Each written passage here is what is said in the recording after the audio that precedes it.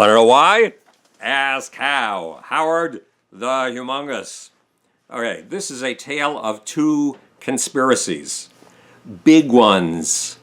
Conspiracies that can change the nature of the world in which you live. And I spent hours writing this script for you, so I'm going to read it to you. This is an important story. Sometimes even a paranoid is right. She is being followed. Several people are really conspiring against her, possibly to toss her into a mental institution. When it comes to paranoia on the national level, we are blessed with two rival political factions, the left and the right. And each is paranoid about something else. Why is this a blessing? Because each political faction occasionally stumbles across a truth. And without the truths from both sides, we would be blind. There are two real conspiracies out to manipulate your mind and mine, and out to change the very nature of the United States, the country in which you and I live. Two conspiracies going on right now, today, while you're watching this. And each political faction, the left and the right, sees one of these conspiracies clearly and is utterly blind to the other. The conspiracy that the left sees clearly is the right-wing takeover attempt, an attempt at a political coup associated with the Koch brothers and their friends the Olins, the Bradleys, and the Mellon Scafes. The right-wing billionaire conspiracy is one that folks on the right pretend doesn't exist. And what's the conspiracy that the right sees clearly? The attempt by militant Muslims, led by a global group called the Muslim Brotherhood, to turn America into a Muslim country, a nation of Sharia, and a part of a global caliphate ruled by the murderous laws brought to this planet by one of the biggest leaders of a cult of personality in history, Muhammad, the Prophet. The best summary of the Koch conspiracy is in Jane Mayer's book, Dark Money, The Hidden History of the Billionaires Behind the Rise of the Radical Right. And the best summary of the Muslim Brotherhood-led conspiracy is Stephen Coughlin's Catastrophic Failure, Blindfolding America in the Face of Jihad. I highly recommend reading them both, even though they come from opposite ends of the political spectrum. Are the Koch brothers really out to change the way you think? Are they doing their best to capture you with mind control? You bet. It all began with the Koch brothers' father, Fred, an engineer who invented a new process for refining oil. In other words, a man who made a genuine contribution to American society. But in 1960, Fred Koch was convinced that, quote, the communists have infiltrated both the Democrat and Republican parties, close quote. He also felt that those godless communists had infiltrated Protestant churches, public schools, universities, labor unions, the armed services, the State Department, the World Bank, the United Nations, and modern art. And Fred felt that the communists were deliberately attracting blacks to the cities to foment what he called a vicious race war. Fred Koch's solution, and the solution of the John Birch Society, to which Fred belonged, was this, quote, to use the same methods, including manipulation, deceit, and even dishonesty, close quote, that the communists favored. Fred Koch laid the base on which his sons would build. David Koch tried to move toward a White House takeover in 1980. He ran for vice president on the Libertarian Party ticket, despite his vast amounts of money. David Koch got nowhere. So David and his brother Bill took another approach. To use Jane Mayer's words, quote, they used their fortune to impose their minority views on the majority by other means. In the years since then, they were trounced at the polls. This is still Jane Mayer speaking. They poured hundreds of millions of dollars into a stealthy effort to move their political views from the fringe to the center of American political life. With the same foresight and perseverance with which they invested in their businesses, they funded and built a daunting national political machine, a movement that they swore would, quote, destroy the prevalent statist paradigm. That's all Jane Mayer. Now, back to you and me. How did the Kochs guarantee, I always get that name wrong, how did the Kochs guarantee they'd never fail again? The Kochs and their friends built an infrastructure for over 30 years. They created roughly 100 organizations, from the Cato Institute to the Heritage Foundation, built in part by the Scaife family, not to mention Restore Our Future, the American Enterprise Institute, the Mercatus Center, the Institute for Humane Studies, the Institute for Justice, the Institute for Energy Research, and the Manhattan Institute and Americans for Prosperity, plus ALEC. But more about ALEC in a second. The Koch brothers underground worked to take over governments at the city level, the state level, and at the level of Congress and the Senate. They helped turn blue states, Democratic states, Republican. Then there's ALEC, the American Legislative Exchange Council. ALEC drew up model legislation. It still does. It does it every day. Sent it to governors and state representatives, and often saw its model legislation turned into law in state after state after state. Let me read you another quote from Jane Mayer's book to show you how effective ALEC is. Quote, as the former Wisconsin state legislator and later governor Tommy Thompson admitted, myself, I always loved going to these ALEC meetings because I always found new ideas. Then I'd take them back to Wisconsin, disguise them a little bit, and declare that it's mine. ALEC's model laws get made into law, and a lot of money goes into the lawyers who craft those laws and into the meetings of governors and legislators that promote those laws. Far more money than you and I will ever see in our lives. In the last year and a half, the Kochs made a bid for the big enchilada, the White House. They got commitments in January of 2015 for close to $1 billion from their friends to buy the current presidential elections in 2016. So far, their influence has been far, far less than they thought, thank God. On top of everything else, Koch organizations have bought chairs and established departments at major universities with a simple goal: to pound their political ideology into our minds during our formative years. And the Kochs have even worked to reach kids in much younger years, creating free market video games, for example. What do the Kochs want from you and me? An end to government programs like Social Security, Workman's Comp, unemployment insurance, Obamacare, and welfare. Lower taxes for the super rich. No regulations on the industries through which the rich make their billions. The Kochs have an uncanny ability to pollute the environment around them and create cancerous environments that turn people sick, and then to disclaim responsibility and evade responsibility. They want no regulations on these industries through which they make their billions, no matter how much those industries poison innocent folks like you and me. In essence, the Kochs and their friends want government of the rich, for the rich, and by the rich. Is there anyone else taking this approach, establishing new organizations, winning over older organizations, building infrastructures, and inventing new techniques to change not just the way you think, but the very nature of the civilization within which you and I live? Is there any other conspiracy out there that isn't a figment of the imagination, that really exists? You bet.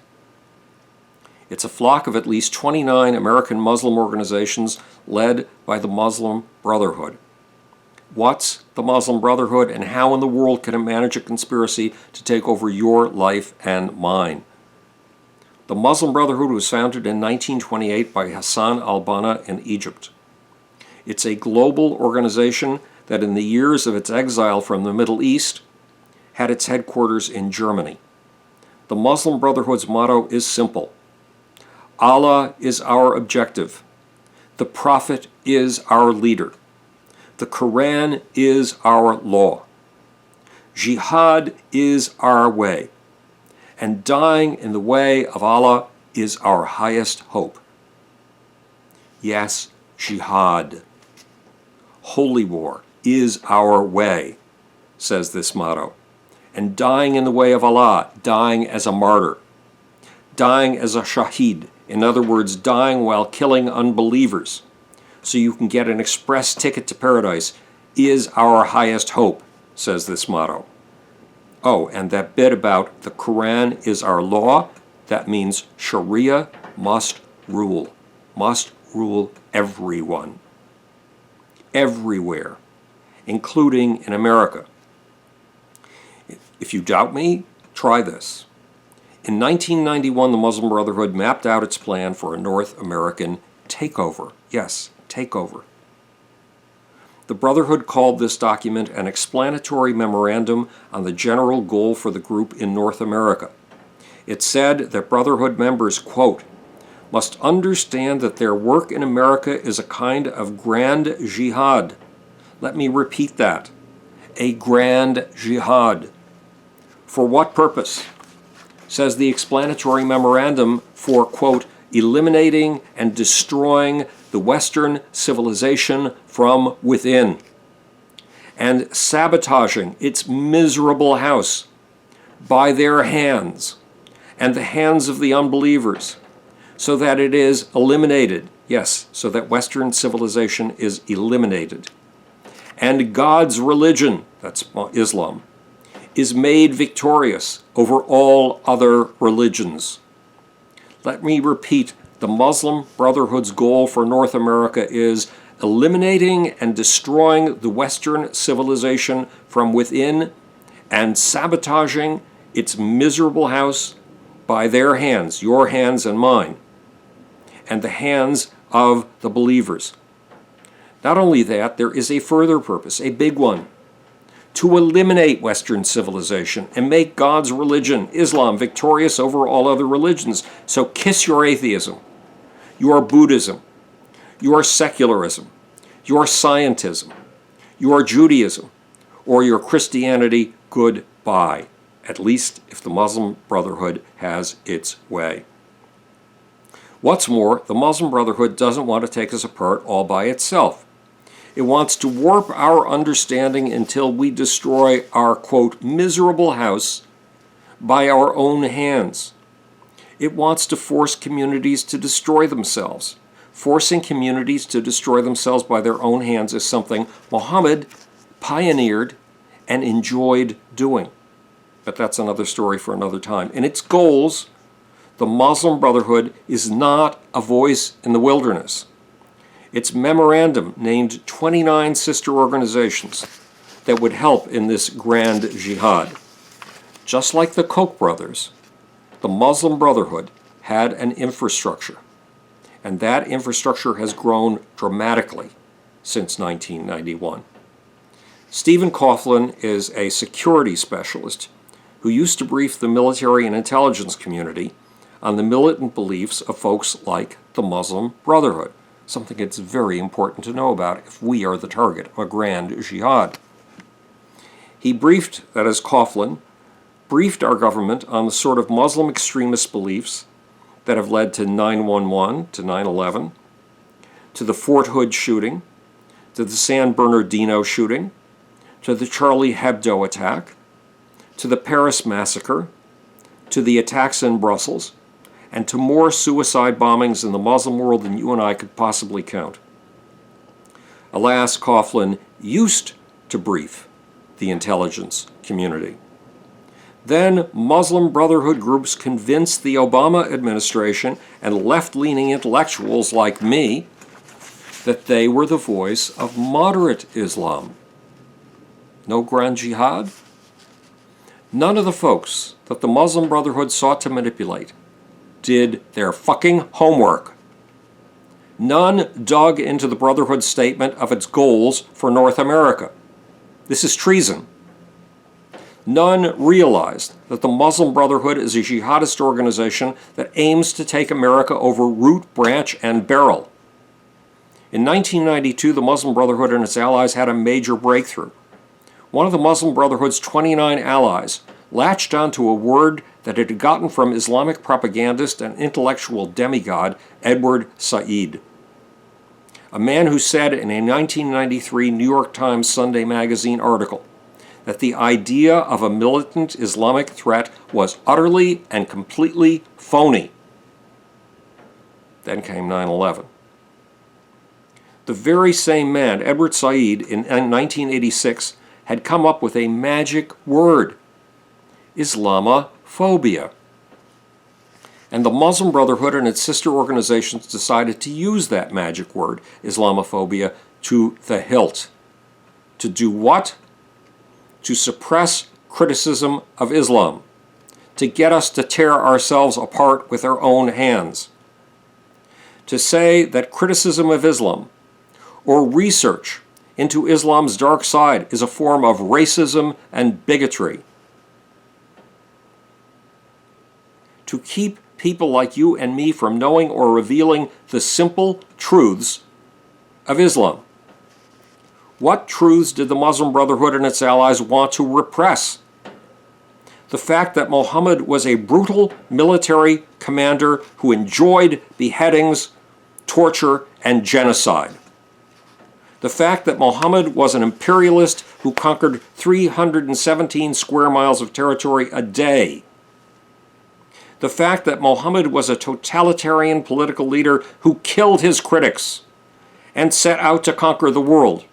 Every Muslim school child is taught the stories behind the statements I've just made.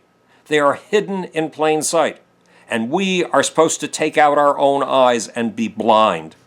I'm sorry. The intellectual obligation is to see.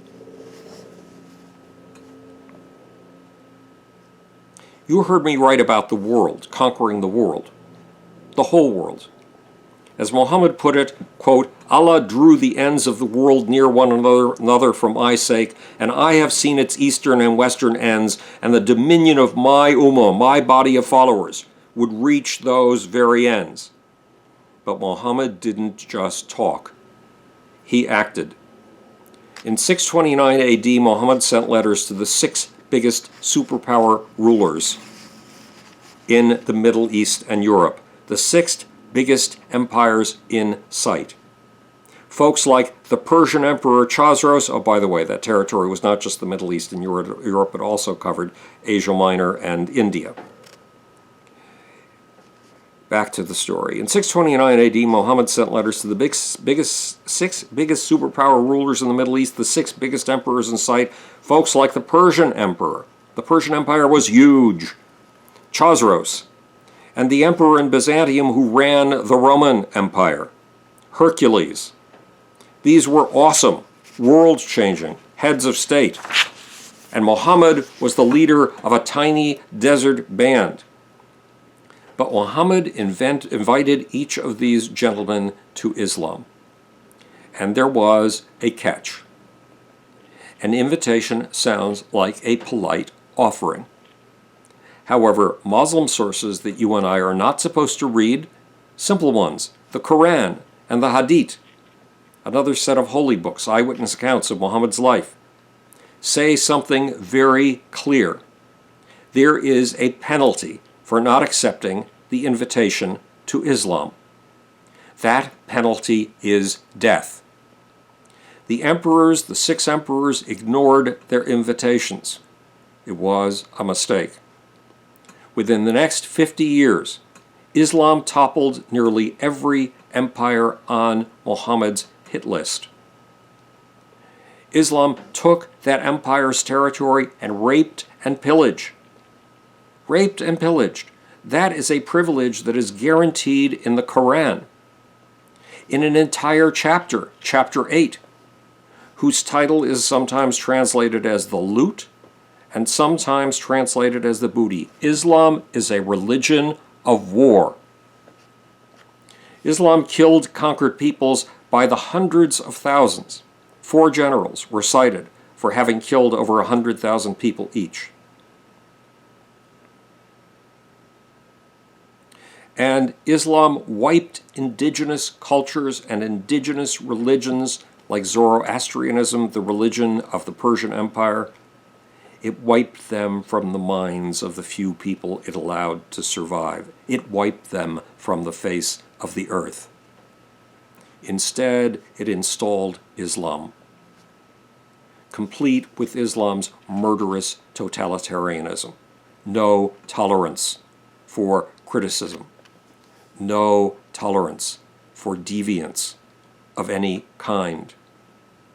Deviance is called blasphemy, and it's punishable by death. Criticism is called blasphemy, and it's punishable by death. In 12 Islamic countries today, it is called blasphemy, and it's punishable by death. Everything I'm saying to you would be punishable by death because it is criticism of the Prophet Muhammad. Islam also installed its obligation for every man to wage war, to wage expansionist, imperialistic, colonialist war. This is the form of conquest that the Muslim Brotherhood and its sister organizations intend to bring to you and me. It's the form of conquest that led to the biggest empire in the history of the world, an empire 11 times the size of the conquests of Alexander the Great, 5 times the size of the Roman Empire, and 7 times the size of the United States. It does not pay to be complacent about a civilization with a track record of totalitarianism, conquest, imperialism, and colonialism that makes Britain or Europe's colonialism and imperialism look like a squeak of dust. And to repeat, groups like the Muslim Brotherhood intend to bring that form of empire to you and me, whether we get it dead or alive. But the Muslim Brotherhood wants us barefoot and pregnant. It wants us ignorant. And it's achieving that goal with a magic word, Islamophobia. In 1992, one of the groups that latched onto the word first was the International Institute for Islamic Thought. Sounds harmless, right? Sorry, it's not. The International Institute for Islamic Thought realized that it could use the word Islamophobia to shame us and to shut us up, to get us to take apart our civilization with our own hands. More specifically, it realized it could use the term Islamophobia to get us to shut ourselves up.